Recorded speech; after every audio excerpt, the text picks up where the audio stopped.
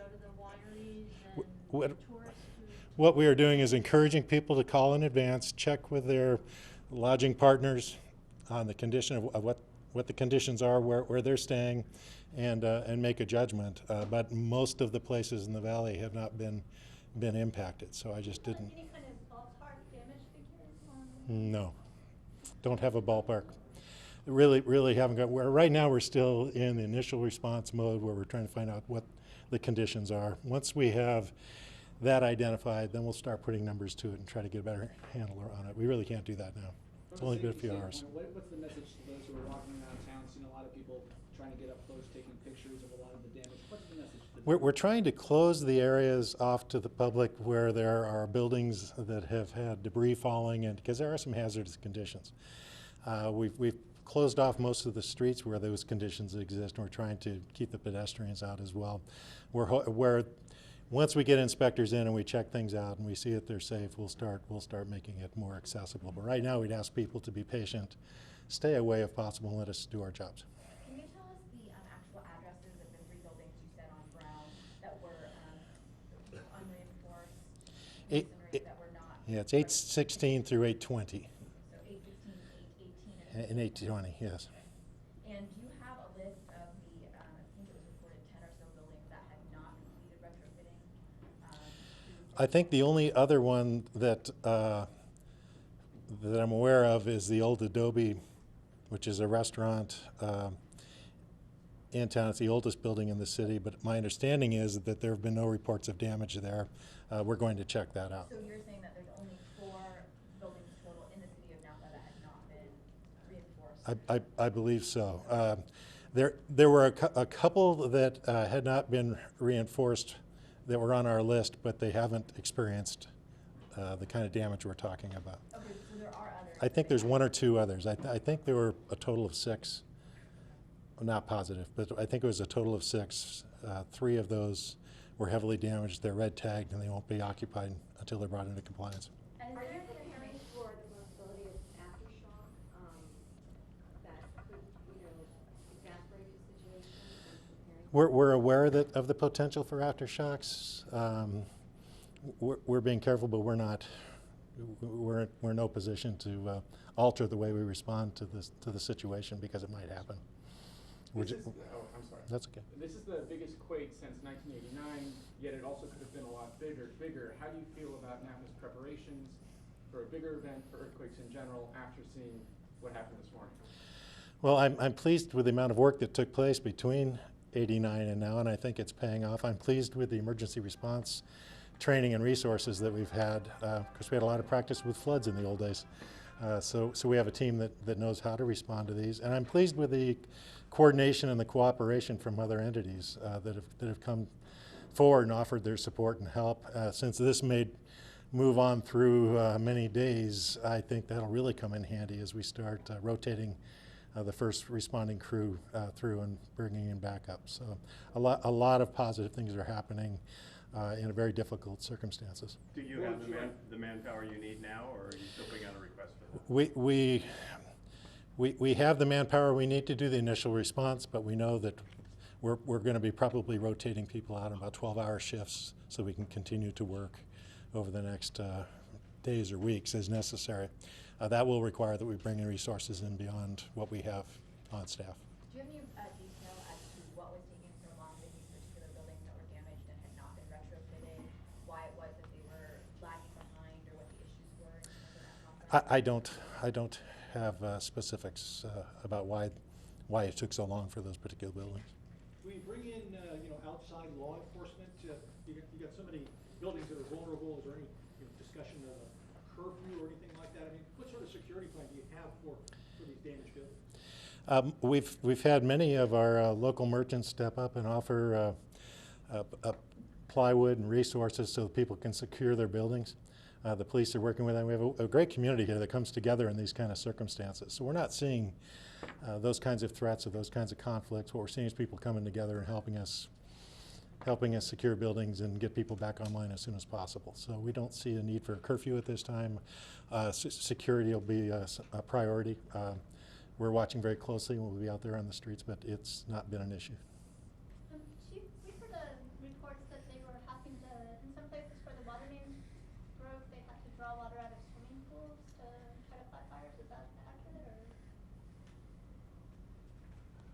I have not heard that. Okay. Can you tell me where that was? No, it's something I haven't. Okay. In a related question, we also heard reports that because of the lack of water pressure, you did have a difficulty fighting this fire in the mobile home park. Is that true? Can you confirm that? You know what? At 3:30 this morning, when we initially started our firefighting activities, specifically in the north part of town, there was delay in obtaining water. I can only imagine it was due to water main breaks, but we were able to use. Fortunately, the majority of our engines also carry 500 gallons of water on it, on each of them, so we were able to use that water to extinguish. How many agencies are working together with you guys in all aspects, I guess? Oh my gosh. Definitely over 20 and less than 200.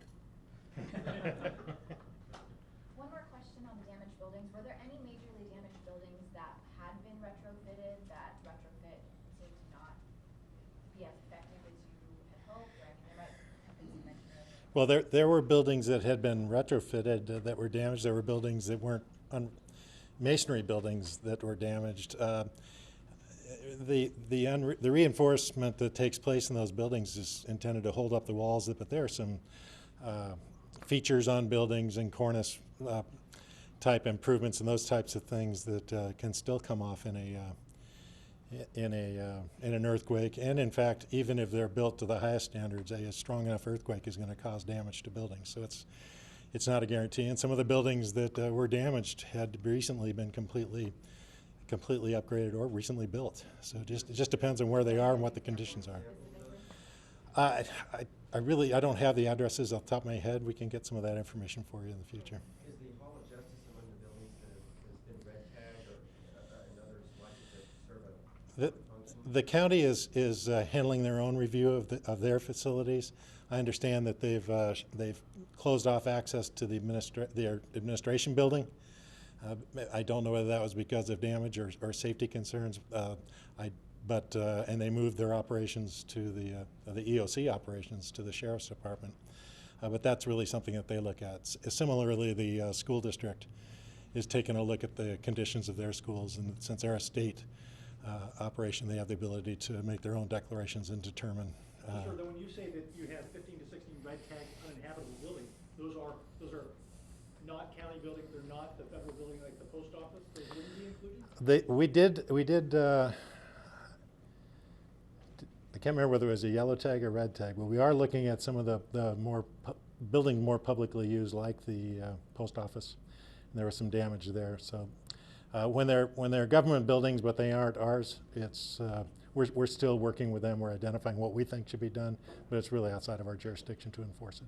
Do you have a list of those 15 or 16, or can you give us? I do not now. I was hoping I will have that available to you as we move forward. You'll have additional briefings? I was hoping we'd have more information now. I think maybe if we come back early this evening, 5 or 6, let's make it 5 o'clock. Does that work better for your schedules? We can come back at 5, and by then I hope to have some details. But before I close, however, we do have Congressman Mike Thompson, Councilmember Pete Mott, and Alfredo Pedroza. They may want to say a few words from the elected official standpoint and from the federal and city council standpoint. If you folks, I'm throwing this at you. I didn't talk to any of you ahead of time, but if you have an interest to say something, you're welcome. Congressman? I don't have to say anything. Is there any interest?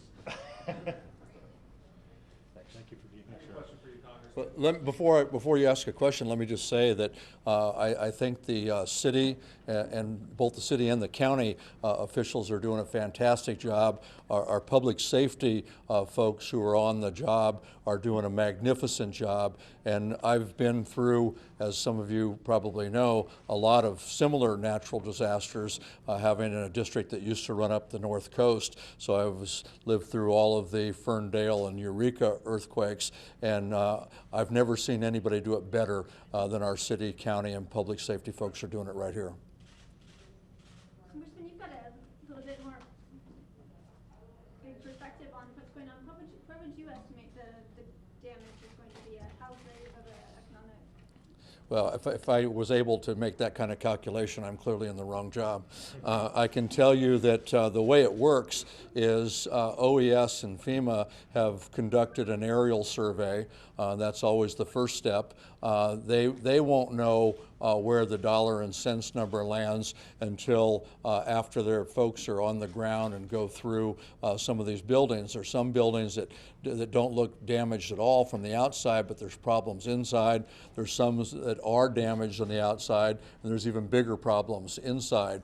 And that usually takes a few days for them to get a rough estimate. But as you probably know, the Governor Jerry Brown has declared a disaster, and the next step will be to do all the assessments and to see where the federal government will participate. I can tell you that everybody, the city, the county, the state, the feds, everybody is doing everything they can to make sure that everyone is back on their feet as soon as they can possibly be back on their feet.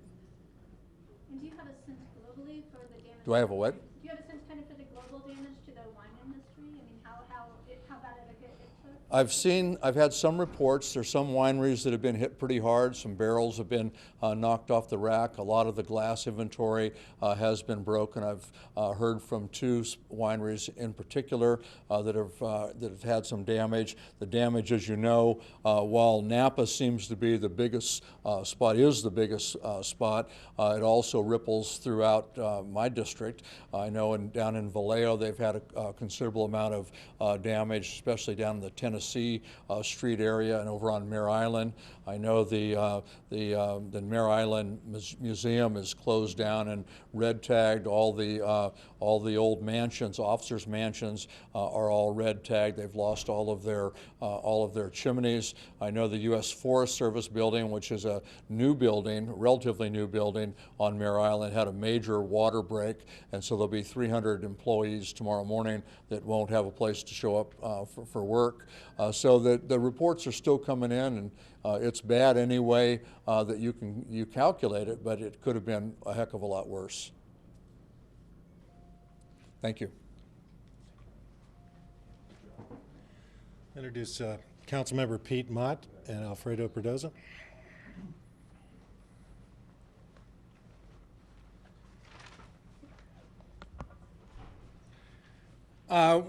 Jill Teckle, Mayor Jill Teckle is out of town, but she's on her way back. She should be here shortly.